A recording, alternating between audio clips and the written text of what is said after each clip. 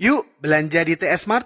Dengan belanja di TS Mart, Anda turut berpartisipasi dalam dakwah yang diselenggarakan YTS. Download aplikasi Tarbiyah Sunnah di handphone Anda. Tersedia di Google Play dan App Store.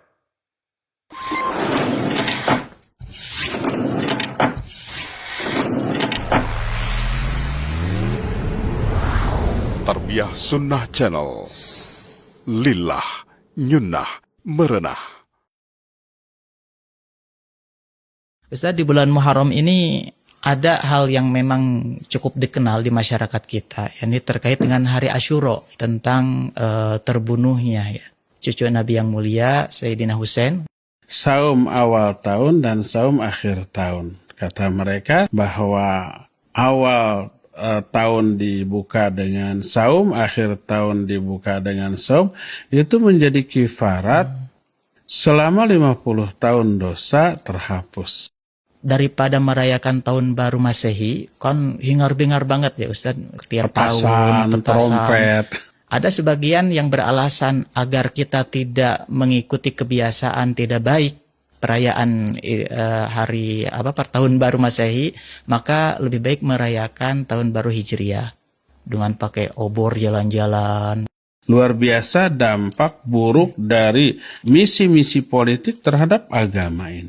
Makanya tak heran kalau umpamanya zaman sekarang ada orang yang saking memberikan dukungan yang penuh kepada salah seorang tokoh lalu menyatakan memang dia jadi nabi pun layak, kan gitu. Tapi udah saja. POTS, Podcast Tarbiyah Sunnah. Assalamualaikum warahmatullahi wabarakatuh. Alhamdulillah, hamdan katsiran thayyiban mubarakan fih, kama yuhibbu rabbuna wa yarda. Wassalatu wassalam ala Rasulillah wa ala alihi wa ashabihi wa man tabi'ahum bil huda ila yaumiddin, amma ba'du.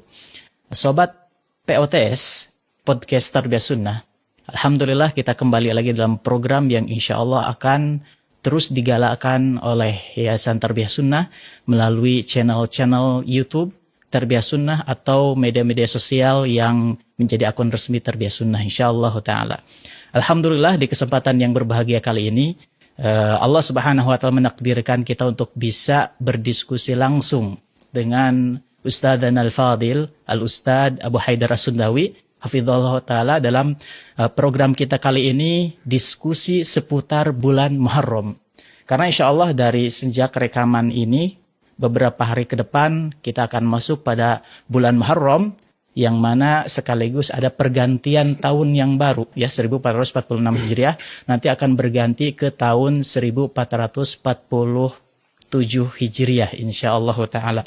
Nah, oleh karena itu tentu ada hal-hal yang sangat penting untuk kita ilmui terlebih dahulu sebelum mengamalkan suatu amalan. Dan di bulan Muharram dari tahun ke tahun kita seringkali melihat ada suatu amalan-amalan yang tersebar di masyarakat. Namun tentu kita perlu untuk menimbang bagaimana tinjauan syariat, bagaimana dalilnya sesuai Al-Quran dan Sunnah berdasarkan pemahaman ulama salaf terkait dengan amalan-amalan tersebut.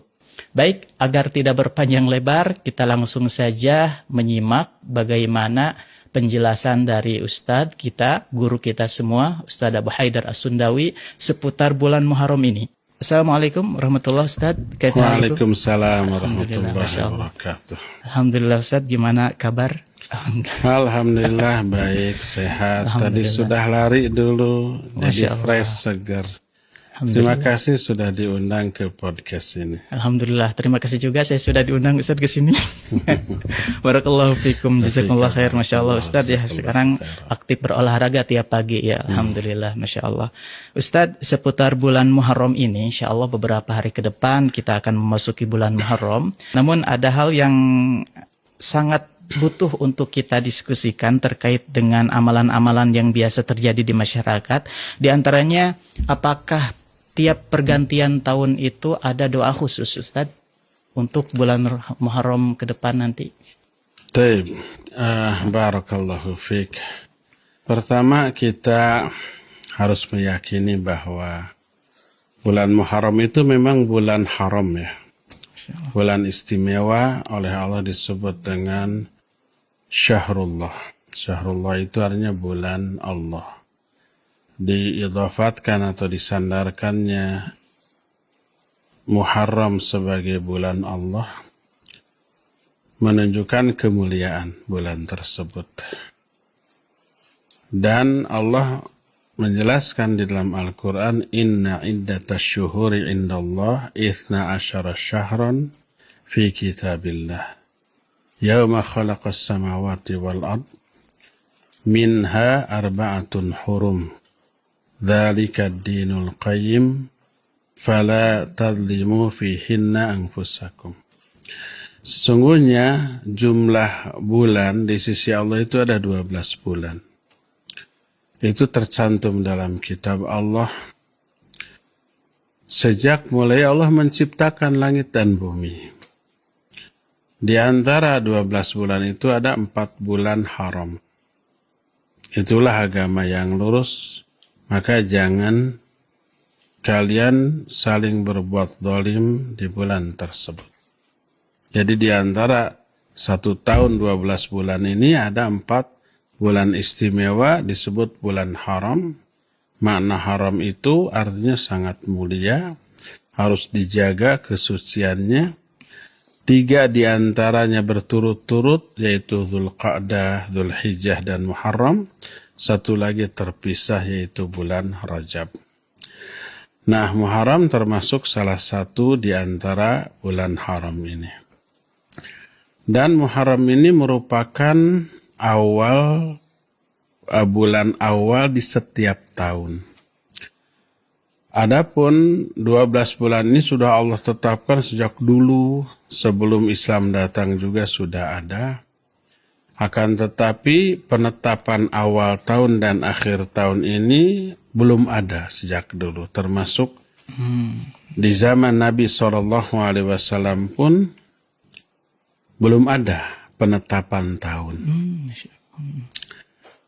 Mulai ada ketika Nabi sudah wafat, diganti Abu Bakar, Abu Bakar juga wafat, diganti oleh Umar. Nah, di zaman Umar barulah Umar mengumpulkan para sahabat untuk membuat awal tahun Hijriyah, dan ternyata sepakat awal tahun tersebut dimulai dari tahun hijrahnya Nabi SAW. Nah, jadi penetapan awal tahun itu di zaman Nabi tidak ada, baru ada di zaman Umar. Otomatis tak akan ada amalan agama menyangkut penyambutan awal tahun atau akhir tahun, karena awal tahunnya belum ada di zaman Nabi SAW. Termasuk doa khusus ketika memasuki awal tahun dipastikan tidak ada, karena di zaman Nabi-nya pun awal tahun itu belum ada. Awal tahun Masehi sudah ada, tapi itu kan tahun-tahun orang-orang non-Muslim. Disebut juga Masehi. Masehi itu pengikut Al-Masih atau orang-orang Nasrani, dan itu tidak mu'tabar dalam ajaran Islam di kalangan kaum muslimin. Dan tahun Hijriah belum ada. Jadi belum ada awal tahun, belum ada akhir tahun di zaman Nabi SAW. Dipastikan tak ada doa khusus awal tahun ataupun akhir tahun, tak ada ritual khusus menyambut awal tahun atau akhir tahun, dan tak ada amalan khusus awal tahun ataupun akhir tahun, karena di zaman itu belum ada awal tahun ataupun akhir tahun. Cuma ada ketika Umar menetapkan adanya awal tahun, para sahabat ada yang saling mengajarkan doa. Karena ashabu Rasulullah sallallahu alaihi wasallam yata'allamuna hadha du'a kama yata'allamuna al-Qur'an.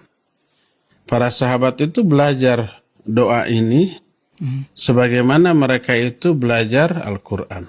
Tapi ini mauquf. Karena ini adalah ucapan para sahabat. Sehingga ada yang berdoa, Allahumma adkhilhu alaina bil yumni wal iman wassalamah wal islam. Ya Allah, masukkan bulan ini ke dalam kehidupan kami dengan penuh anugerah, penuh iman, Islam, dan penuh keselamatan. Itu memang ada diungkapkan oleh beberapa sahabat, ada athar. Tapi ini adalah sebuah doa yang tidak ada di zaman Nabi SAW, tapi diucapkan oleh para sahabat. Sampai dikatakan, kanu yata'allamuna hadha doa kama yata'allamuna al-Quran. Mereka itu mempelajari doa ini sebagaimana mereka mempelajari Al-Quranul Karim. Jadi sebagian sahabat ada doa ini.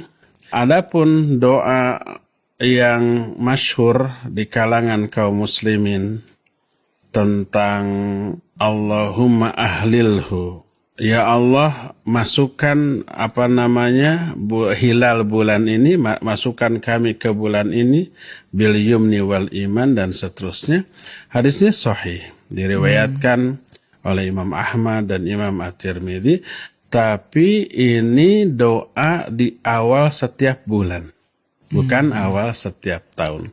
Karena kita tahu bahwa bulan-bulan itu sudah ada jauh sebelum Islam datang.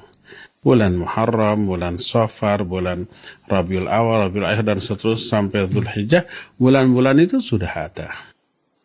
Jadi setiap bulan, awal bulan, ketika Nabi SAW melihat hilal, maka ya beliau mengajarkan doa itu, dan doa itu ada, tapi dibaca setiap awal bulan, bukan setiap awal tahun. Itu boleh dibaca ketika sudah masuk bulan Safar, bulan Rabiul Awal, Rabiul Akhir, dan seterusnya. Itu adalah ya disyariatkan. Adapun khusus sebagai doa awal tahun, maka itu tidak ada, karena di zaman nabinya pun tidak ada awal tahun atau akhir tahun. Wallahu a'lam. Baik, syukran jazakumullah khairan katsiran ya Ustaz dan Al-Fadil, hafidzakallah.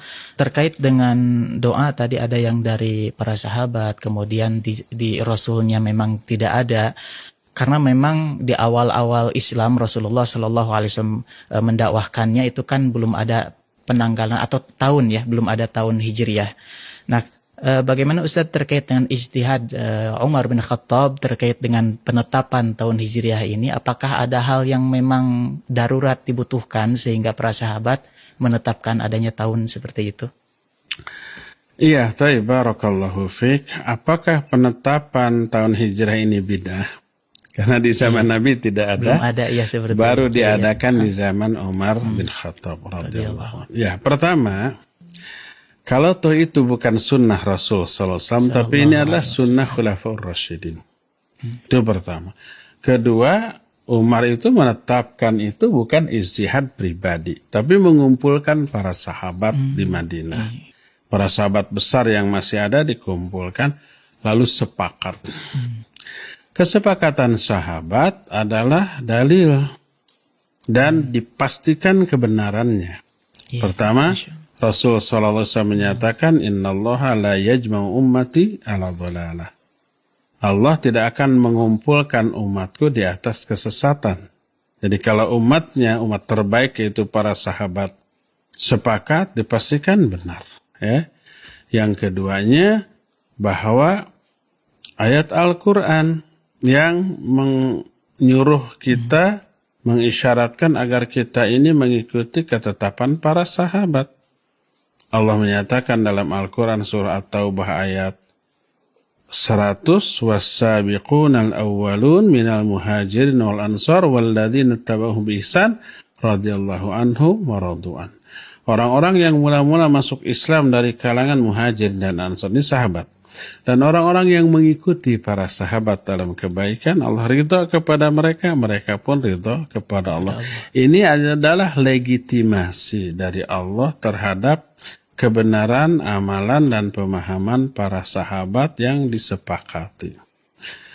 Ketiga ada riwayat Ibnu Mas'ud radhiyallahu anhu. Riwayat ini panjang, tapi salah satunya adalah kalimat Innallaha yanzuru ila qulubil ibad ba'da qalbi Muhammadin sallallahu alaihi wasallam fawajada anna quluba ashabihi khaira qulubil ibad. Allah melihat kepada hati-hati hambanya setelah hati Nabi SAW. Allah menemukan hati-hati para sahabat adalah hati-hati terbaik.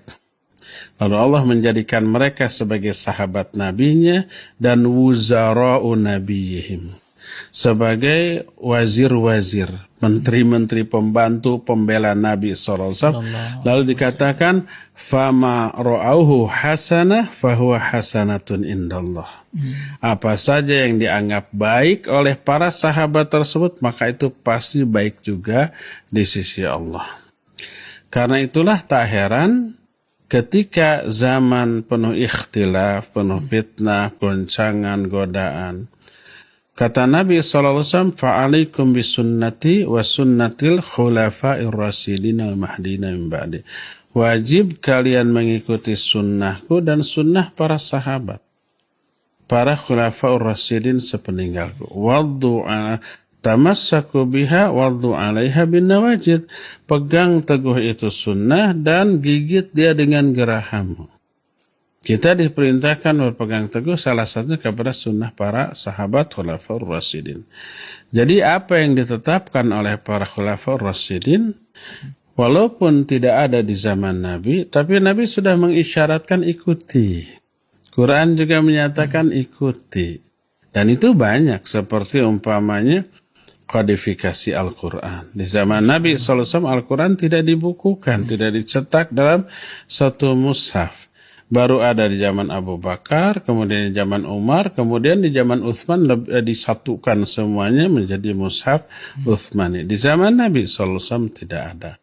Maka ya itu sunnah para sahabat atau para khulafaur rasyidin minimalnya. Seperti umpamanya adzan awal di hari Jumat. Di zaman Nabi tidak ada, Abu Bakar tidak ada, Umar tidak, di zaman Utsman diadakan. Minimal itu adalah sunnahnya para khulafaur rasyidin. Jadi apa yang disepakati oleh para sahabat, walaupun tidak ada di zaman Nabi SAW, itu adalah sunnah yang harus diikuti. Adapun sunnah yang diadakan oleh orang setelahnya, maka nggak ada dalil untuk diikuti. Ya, selama para sahabat, apalagi khulafaur rasyidin mengamalkan, didukung oleh para sahabat yang ada masih hidup, maka itulah sunnah dan itulah bagian dari agama ini, termasuk penetapan awal tahun Hijriyah yang dimulai dari peristiwa hijrahnya Nabi SAW baru dikukuhkan di zaman Umar bin Khattab, maka ini sunnah. Minimal sunnah khulafaur rasyidin yang wajib untuk kita ikuti. Wallahu a'lam. Masya Allah, syukran Ustaz. Masya Allah, di beberapa menit ini Alhamdulillah kita mendapatkan ilmu yang sangat penting dan banyak dan luar biasa Ustaz. Masya Allah, terutama bagian tentang manhaj begitu ya. Karena memang ada hal yang di zaman Nabi belum dilakukan, namun di zaman sahabat dilakukan. Dan ternyata itu pun bagian dari sunnah karena memang isyarat dari Nabi untuk agar kita mengikuti para sahabat radhiyallahu anhum. Nah, kemudian alhamdulillah penetapan tahun Hijriyah itu sampai sekarang itu terjadi ya sampai 1446 dan sebentar lagi masuk ke 1447 Hijriyah insyaallah. Nah, seringkali Ustaz ada sebagian kaum muslimin itu jadi ketika pergantian tahun Hijriyah mereka mengadakan peringatan-peringatan. Dan kalau dilihat alasannya, memang ada yang secara perasaan mah gitu Ustaz ini teh ya juga ya. Yani mereka mengatakan daripada merayakan tahun baru Masehi, kan hingar-bingar banget ya Ustaz tiap tahun petasan, trompet. Ya rame banget pokoknya bahkan lebih rame daripada Idul Fitri, Idul Adha gitu di negeri kita keadaannya seperti itu. Nah, ada sebagian yang beralasan agar kita tidak mengikuti kebiasaan tidak baik perayaan tahun baru Masehi, maka lebih baik merayakan tahun baru Hijriyah dengan pakai obor jalan-jalan, ngadain hal-hal yang memang menurut mereka Islami. Apakah itu dianjurkan Ustaz? Berarti itu mengikuti kebiasaan orang Masihiyun. Oh, justru juga tasabuh juga ya Iya, sebenarnya. jadi orang-orang non-muslim merayakan pergantian awal tahun mereka, kita merayakan awal tahun Hijriah. Berarti mengikuti mereka. Barakallahu fiik. Jadi begini, tadi sudah dikatakan karena awal tahun, akhir tahun di zaman nabinya tidak ada, baru ada di zaman para sahabat, otomatis sekali lagi nggak ada ritual penyambutan yang spesial. Termasuk di zaman sahabat ketika awal ditetapkan tahun baru Hijriah, tidak ada ritual khusus di kalangan para sahabat, ya. Apalagi kalau ritualnya itu mengikuti kebiasaan orang-orang non-muslim dalam menyambut awal tahun mereka. Dengan petasan, dengan trompet, dengan beragam acara, apalagi dengan ibadah khusus. Sehingga dianggap ini bagian dari agama. Padahal di zaman Nabi-Nya Sallallahu Alaihi Wasallam, Nabi tidak pernah umpamanya mengadakan ibadah khusus di awal tahun atau di akhir tahun. Baik sholat secara khusus, saum secara khusus, ataupun zikir-zikir secara khusus menyambut awal tahun ataupun akhir tahun, itu tidak ada. Adapun kalau umpamanya malam tahun baru kita tahajud seperti biasa, saum sunnah seperti biasa, baca Quran seperti biasa, tapi tidak dikait-kaitkan dengan kedatangan awal tahun baru, ya bagus, nggak apa-apa. Tahajud mah kapan saja, baca Quran kapan saja, saum sunnah juga kapan saja, itu tentu saja boleh. Bukan berarti terlarang tahajud di malam tahun baru karena itu beda, enggak. Tapi tidak boleh mengkaitkan. Biasanya biasanya nggak pernah tahajud, tapi spesial Muharram ditahajud karena dianggap utama, enggak ya. Sama dengan hari-hari yang biasa. Termasuk saum secara khusus. Saum awal tahun ataupun akhir tahun ternyata memang ada dalilnya, dan ini diungkap oleh para ulama. Nabi SAW menyatakan, man soma akhir yaumin min dzilhijjah wa awwala yaumin minal muharram faqad khatama sanatal madiyah bisaum wa aftataha sanatal mustaqbalah bisaum. Siapa orang yang saum di hari terakhir bulan Dzulhijjah dan melakukan saum di hari pertama bulan Muharram, berarti dia sudah menutup awal tahun lalu dengan saum dan membuka awal tahun depan dengan saum juga. Kana kafaratan khamsina sana, maka itu akan menjadi kifarat, menjadi penghapus dosa bagi dia selama 50 tahun. Ada hadisnya seperti ini. Makanya ada orang yang saum awal tahun dan saum akhir tahun. Kata mereka seperti hadis ini, bahwa awal tahun dibuka dengan saum, akhir tahun dibuka dengan saum, itu menjadi kifarat selama 50 tahun dosa terhapus. Masya Allah. Lebih afdal daripada Ramadan. Insya Allah. Sayangnya hadis ini maudhu. Hadis ini palsu. Palsu ya ternyata. Masya Allah. Kepalsuannya diungkit oleh para ulama ahli hadis, bukan kata saya. Imam Ibn Rajab Al-Hamlam kitab Lataiful Ma'arif mengungkit, membahas hadis ini, bahwa hadis ini palsu. Oh, ternyata palsu. Termasuk Imam Al-Zahabi menyatakan hadis ini palsu. Dalam kitab Al-Mawdu'at wal-Matrukin, hadis ini dikatakan kepalsuan. Karena ada seorang rawi yang memang dikenal sebagai wadha', sebagai pemalsu hadis. Dan hadis ini diriwayatkan oleh dia. Karena itu tidak boleh dipakai karena palsu, bukan dari Nabi SAW. Sehingga lahir satu amalan baru yang di zaman Nabi tidak diamalkan. Ya. Adapun kalau umpamanya kita memperbanyak saum di bulan Muharram, ya, itu dianjurkan. Hadisnya sahih diriwayatkan oleh Imam Muslim dalam kitab Sahih Muslim. Nabi SAW menyatakan, afdalus siyam ba'da Ramadan syahrullahil Muharram. Seutama-utama saum setelah Ramadan adalah saum di bulan Allah, yaitu Muharram. Memperbanyak saum sunnah di bulan Muharram, ya betul. Baik itu Senin Kamis, ataupun saum Daud, ataupun saum Ayyamul Bid, atau saum sunnah mutlak. Umpamanya hari Selasa, hari Rabu, kita saum sunnah boleh.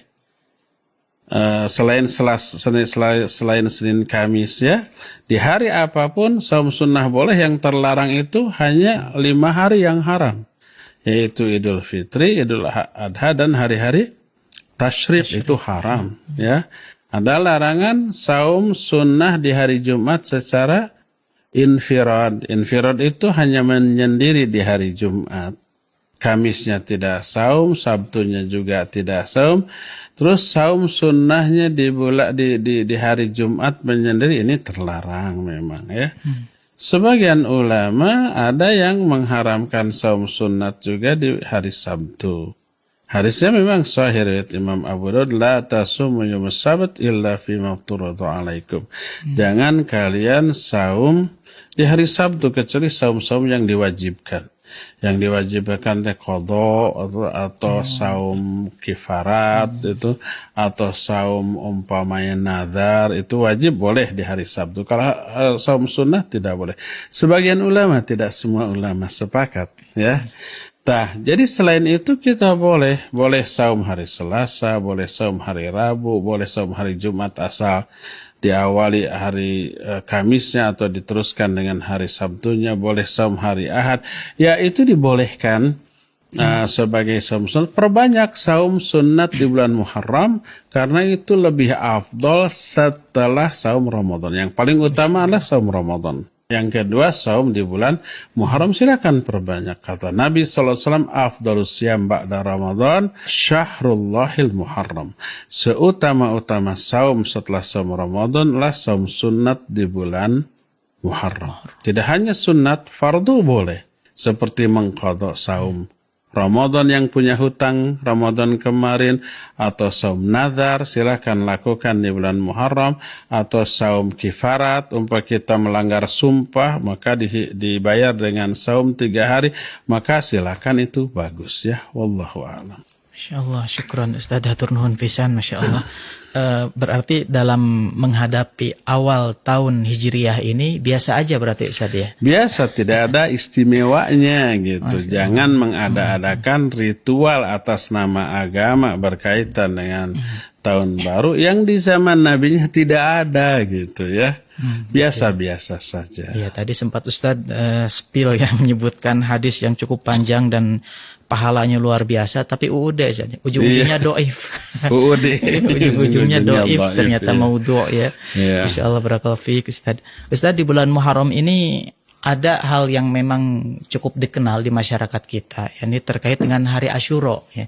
Hari Asyura itu sebagian orang ada yang bilang dahulu tentang terbunuhnya, ya, cucu Nabi yang mulia Sayyidina Husain bin Ali radhiyallahu anhu. Demikian juga kalau dalam hadis sempat saya pernah mendengar terkait dengan Nabi Musa alaihissalam. Nah, itu bagaimana? Apakah ada amalan khusus Ustadz yang dianjurkan sesuai sunnah Nabi di hari Asyura ini? Iya, barakallahu fi. Makna Asyura adalah hari ke-10. Tanggal 10, ya? Iya, sebenarnya setiap bulan hari ke-10 disebut Asyura. Gitu. Tapi dikhususkan untuk bulan Muharram karena ada kekhususan untuk ibadah saum di hari tersebut, ya. Dan betul para ulama mengaitkan saum Asyura ini dengan diselamatkannya Nabi Musa dan Bani Israel dari kejaran si Fir'aun, la'anahullah. Dan itu terjadinya di tanggal 10 Muharram. Karena itulah maka Nabi SAW ketika ada berita bahwa setiap 10 Muharram itu orang-orang Yahudi saum. Karena memperingati diselamatkannya Nabi Musa dan Bani Israel. Apa kata Nabi SAW? Kita yang lebih berhak untuk saum di hari tersebut daripada mereka. Lalu Nabi SAW bahkan sebelum turunnya perintah saum Ramadan, sudah ada saum Asyura terlebih dahulu. Sebagian ulama menyatakan itu wajib. Dan itu dilakukan satu tahun satu kali, yaitu hari Asyura-nya. Kemudian setelah turun surah Al-Baqarah 183 yang mewajibkan saum Ramadan, maka dimansuh. Kewajiban saum Asyura ini dihapus, tapi tetap ditetapkan sebagai ibadah sunnah. Tidak lagi wajib. Yang wajibnya diganti dengan Ramadan. Maka dibenarkan kita melakukan saum Asyura dan memperoleh pahala yang luar biasa berupa dihapuskannya dosa selama 1 tahun yang lalu. Jadi saumu yaumi Asyura. Saum pada hari Asyura itu disebut yukaffirus sanatal madiyah.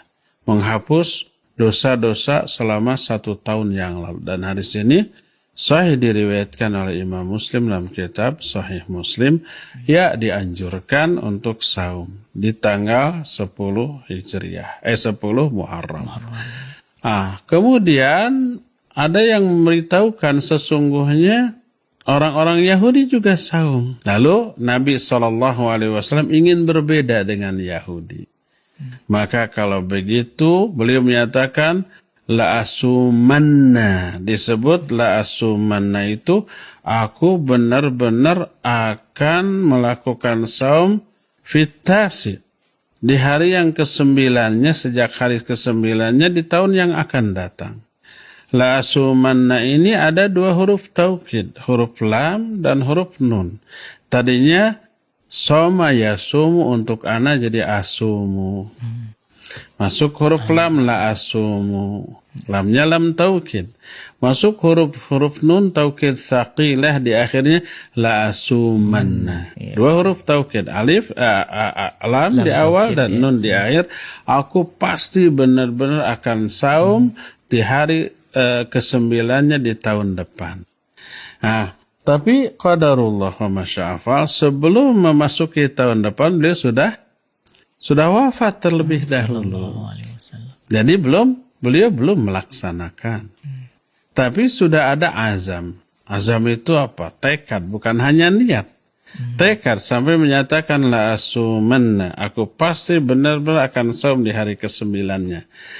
Ya, ini termasuk amal ibadah yang belum pernah dilakukan oleh Nabi seumur hidupnya, tapi disunnahkan bagi kita untuk melakukannya karena ada tekad Nabi untuk melakukannya. Maka ya bagi kita disunnahkan untuk Muharram saum 2 hari.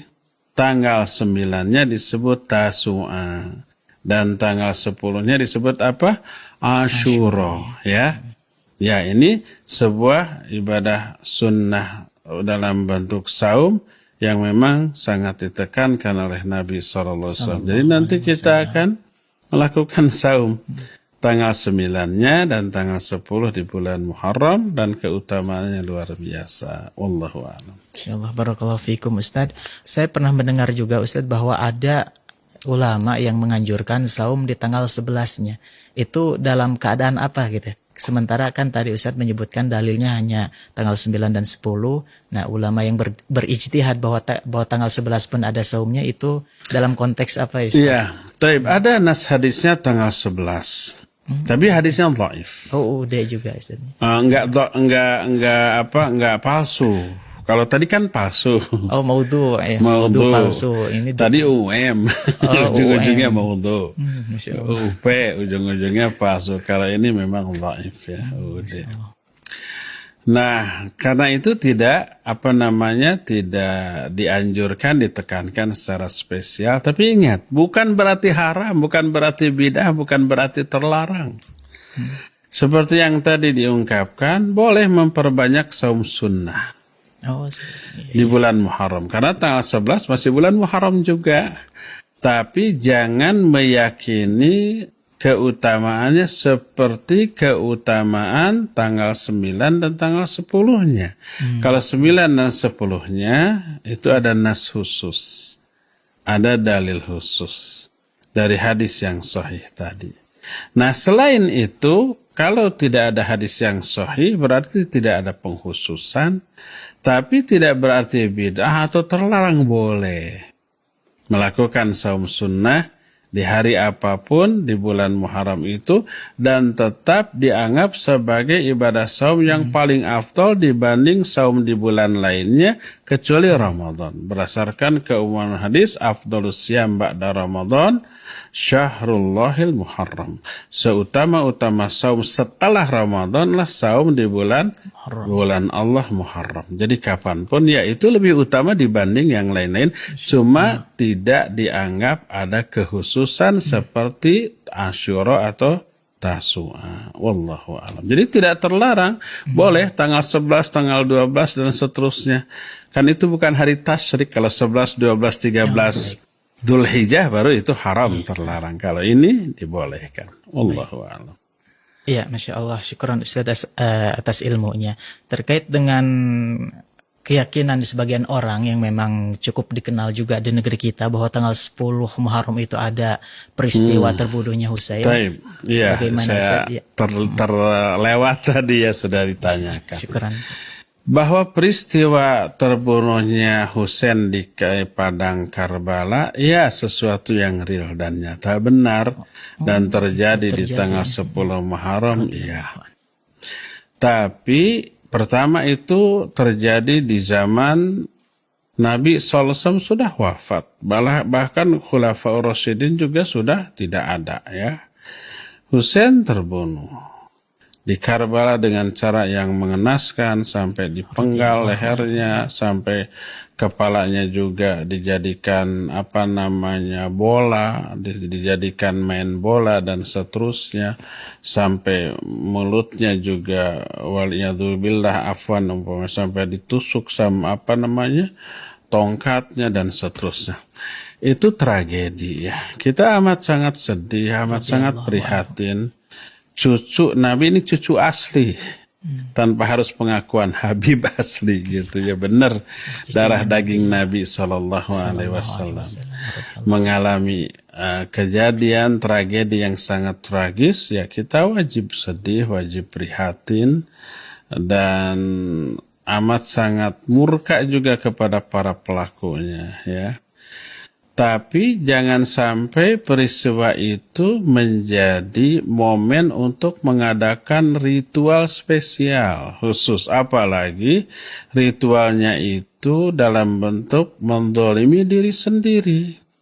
Sebagian manusia menjadikan kematian terbunuhnya Husain itu sebagai momen untuk menunjukkan rasa bela sungkawa sehingga menyakiti. Sebagian mereka ada yang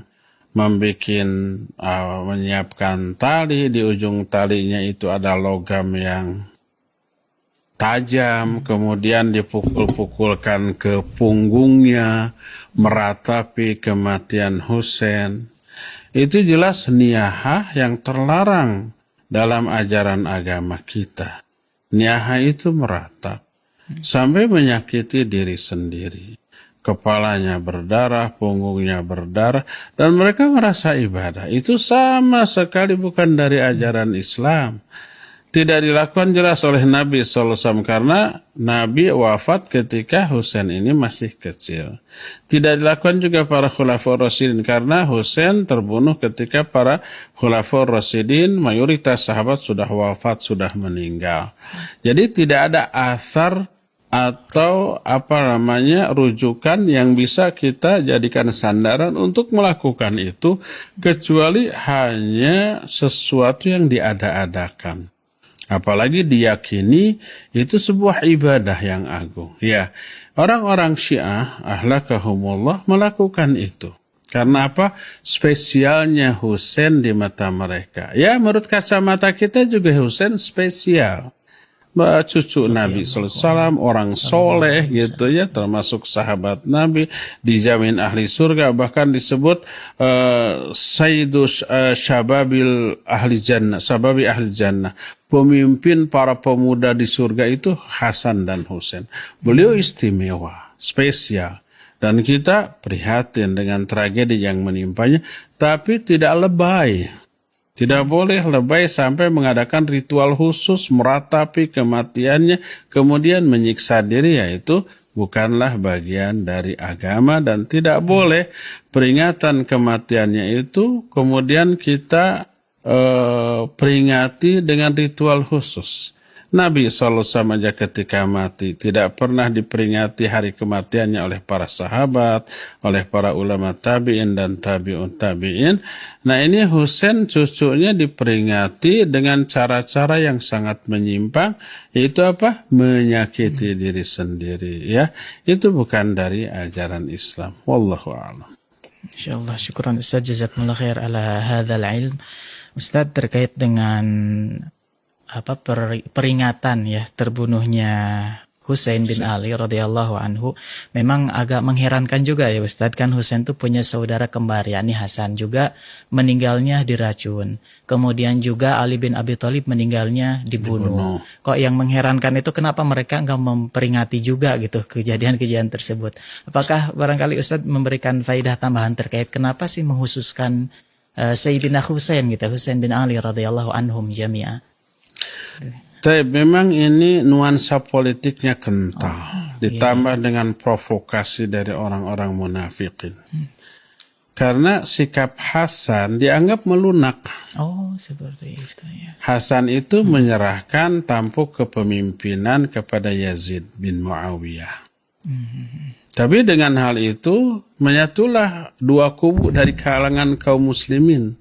Sehingga tahun ketika Hasan menyerahkan kekuasaan disebut dengan sebutan Amul Jamaah, hari penyatuan dua kubu kaum muslimin. Maslahatnya bagi semuanya ya terasa. Cuma bagi orang yang fanatismenya tinggi ini nggak diterima. Sebagian mereka mencela sikap Hasan yang menyerahkan kepemimpinan demi kemaslahatan. Adapun Husain fight terus, melawan terus sampai akhir hayatnya. Nah, ini dianggap sebagai sikap yang heroik. Makanya ini yang lebih diagungkan. Nuansa politisnya amat sangat kental sekali ya. Lalu untuk memberikan dukungan politis kepada Husain ini, maka dibentuk opini Husain ini seseorang yang sosoknya luar biasa. Sampai ada sebagian yang wulu di kalangan orang-orang Syiah menyembah kepada Husain, berdoa juga kepada Husain. Bahwa Husain ini pengatur hidup dan kehidupan alam jagat raya. Coba umpamanya di YouTube itu ada sikap Ahlus Sunnah dengan orang-orang Syiah ketika di dalam pesawat zaman Kiwari pas ya, lalu mengalami turbulensi, ada goncangan. Ketika orang-orang Sunni, orang-orang Ahlus Sunnah mengalami goncangan di pesawat, apa mereka takbir, Allahu Akbar, Allahu Akbar. Terus berdoa. Setelah beres, tenang lagi. Alhamdulillah, Allah telah menyelamatkan kita.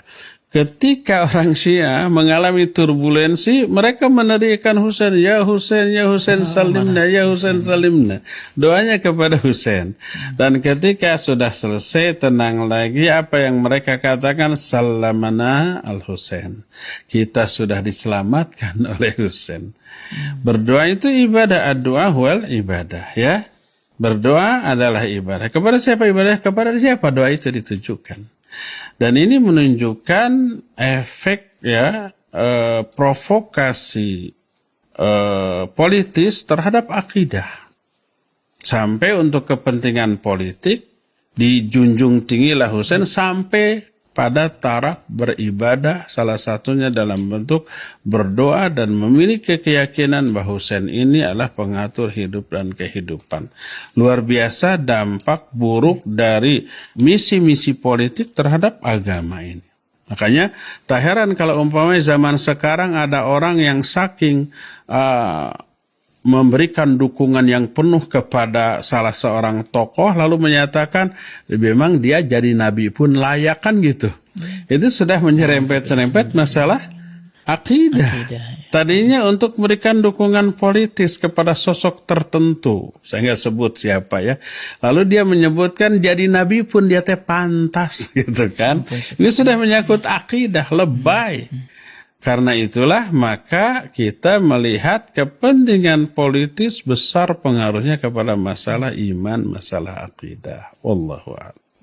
Syukuran Ustaz, Masya Allah. Berarti keyakinan orang-orang Syiah itu ya seolah-olah lebih parah daripada orang jahiliyah, Ustaz. Yeah. Karena orang jahiliyah kan kita tahu dalam Al-Quran disebutkan oleh Allah Subhanahu Wa Taala ketika di tengah laut berdoanya kepada Allah, mintanya kepada Allah itu pas tengah laut. Tapi ini mah di pesawat gitu ya, justru mintanya ke Husain radhiyallahu anhu, tentu tanpa mengurangi rasa hormat kita kepada Husain bin Ali dan sahabat-sahabat Nabi yang lain radhiyallahu anhum. Baik Ustadz, itu yang kami sediakan untuk ditanyakan terkait dengan seputar bulan Muharram ini. Barangkali Ustadz ada nasihat untuk penutupan dari POTS ini, podcast Tarbiyah Sunnah ini. Taib ya ikhwati fillah, azani Allah wa iyyakum. Momen awal tahun ini dianggap momen spesial bagi banyak orang. Walaupun sebenarnya tidak begitu spesial di mata syariat, maka dalam mensikapi momen apapun, masalah apapun, timbanglah dengan kacamata syariat yang dibeberkan, dijelaskan oleh para ulama.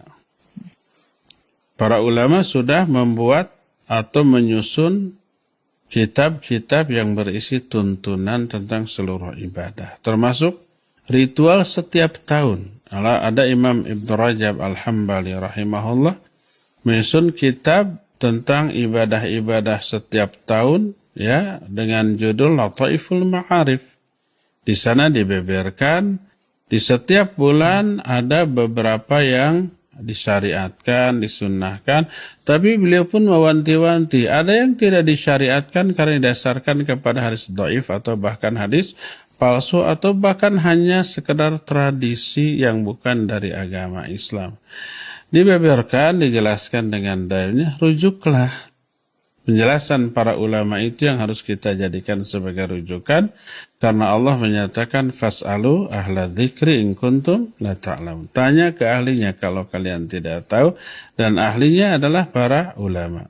Jangan sampai kita melakukan ritual untuk mengagungkan sesuatu yang memang secara syar'i agung, tapi mengarang-arang sendiri tata cara pengagungan itu sehingga keluar dari syariat, lalu kita menganggap bagian dari agama. Dan inilah yang dianggap sebagai sebuah kejahatan kepada Allah dan Rasul-Nya. Karena apa? Karena menambah-nambah, merubah-rubah aturan yang Allah tetapkan sebagai agama bagi kita. Menambah, mengurangi, merubah adalah kejahatan kepada Allah, bukan kepada sesama manusia. Dan ini dosanya lebih besar daripada kejahatan kepada sesama manusia. Jadi berhati-hatilah dalam beragama, selalulah merujuk kepada penjelasan para ulama dalam kitab-kitab mereka. Itu saja barangkali, semoga podcast ini, dialog atau hiwar sakhin ini manfaat dan bisa menjadi pembuka cakrawala berpikir kita untuk lebih hati-hati lagi di dalam beragama, baik memahami apalagi mengamalkan, terlebih lagi mendakwahkan ya. Taib, dari saya cukup sampai di sini. Wassallallahu ala nabiyina Muhammadin wa ala alihi wa ashabihi wasallam. Fadhal. Baik, alhamdulillahirabbil alamin. Ustaz hatur nuhun pisan, hatur nuhun kasuhun. Jazakumullah khairan, syukran katsira wa nafa'a bikumul muslimin ajmain. Baik, ikhwan akhwat sobat POTS, Podcast Tarbiyah Sunnah yang kami hormati, rahimakumullah. Alhamdulillah bincang ilmu bersama ahlinya telah kita selenggarakan. Semoga apa yang kita pelajari ini menjadi ilmu untuk beramal selanjutnya. Beberapa hari ke depan kita masuk ke bulan Muharram. Semoga amalan di bulan Muharram kita adalah amalan yang sesuai dengan Al-Quran dan Sunnah berdasarkan pemahaman para ulama salafus soleh. Barakallahu fikum. Wassalamualaikum warahmatullahi wabarakatuh. POTS, Podcast Tarbiyah Sunnah.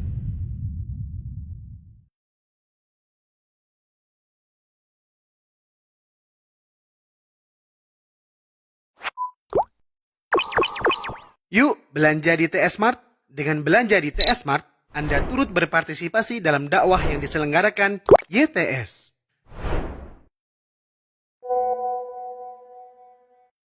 Download aplikasi Tarbiyah Sunnah di handphone Anda. Tersedia di Google Play dan App Store.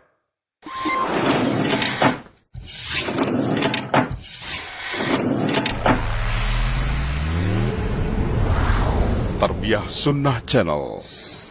Lillah Nyunnah Merenah.